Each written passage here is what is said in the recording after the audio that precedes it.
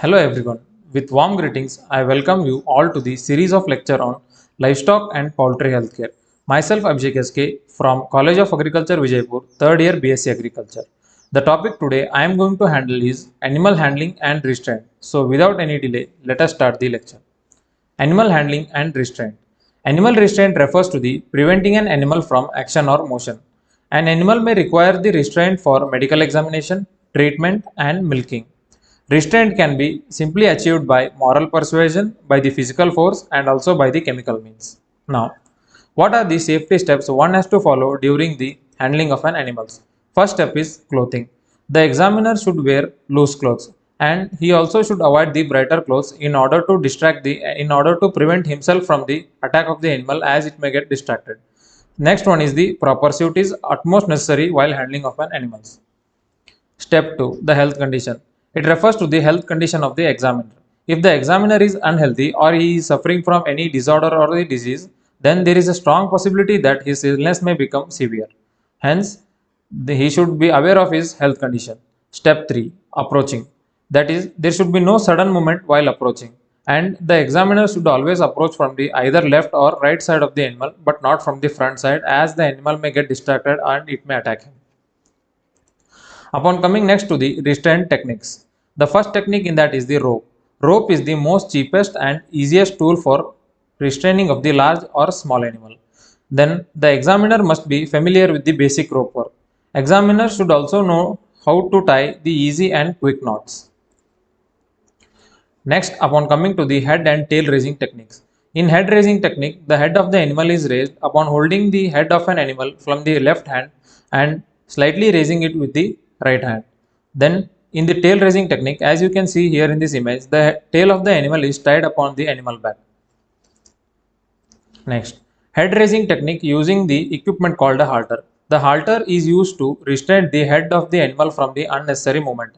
And also here the rope is tied to the nose ring of the animal so that the animal doesn't show any resistance. Next method is casting or throwing. Casting simply refers to the making an animal to lie down and make it recumbent. And this technique is mainly used to trim the overgrown hooves of the animals. Nose lead technique. In this technique, it is majorly used to restrain the male cattle that is kept for the breeding and the beef purpose.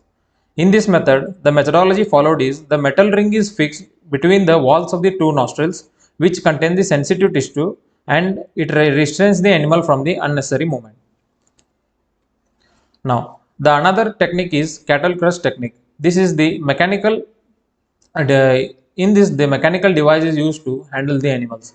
A cattle crush is strongly built cage for holding the animals safely in which they are examined or given veterinary treatment.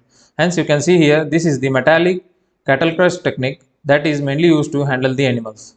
Then in cattle crush a current of 9 volts is supplied. In this device the current of 9 volts is supplied so that the animal doesn't hit on the walls of the crush and may destroy the technique. Hence this is the cattle crush technique. Milking or hobbles technique.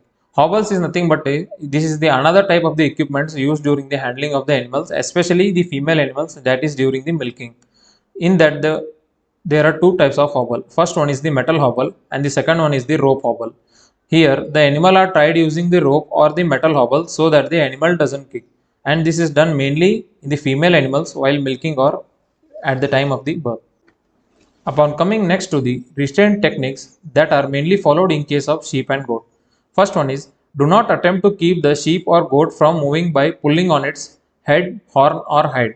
He will quickly become excited and resist. As you can see in this picture, the man is not pulling the animal from its either holding head, horn or hide. He is holding the animal in this posture, that is he is holding the one hand with back and the another hand in the neck. So this is the suitable posture that should be followed while handling of the sheep and the goat. Next one is restraint between the legs. In this picture you can see that the man is holding the animal in between his legs, that is straddling the animal between the handler's legs and squeezing the sheep's shoulder between the legs. So this is the posture that is followed in case of restraining of the sheep and goat. Now, restraint for hoof trimming and the examination. Sheep or goat should be set upon their rump. As you can see that the man here is making the animal to lie down upon its rump. So this is the methodology followed here. If they are to be vaccinated in the groin region, The major purpose of making this suitable posture is to, if they are to be vaccinated in the groin region, it will be sufficient to restrain to tilt him backward so that he is off the balance.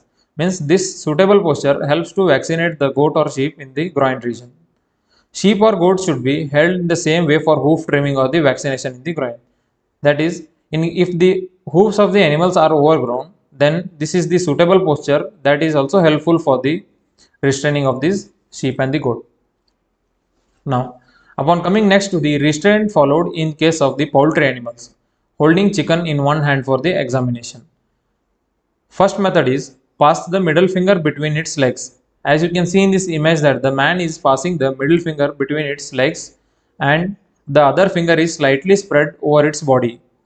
Other hand can be used for the examination. Hence, holding the animal in the one hand and examination through the other hand is the methodology followed here.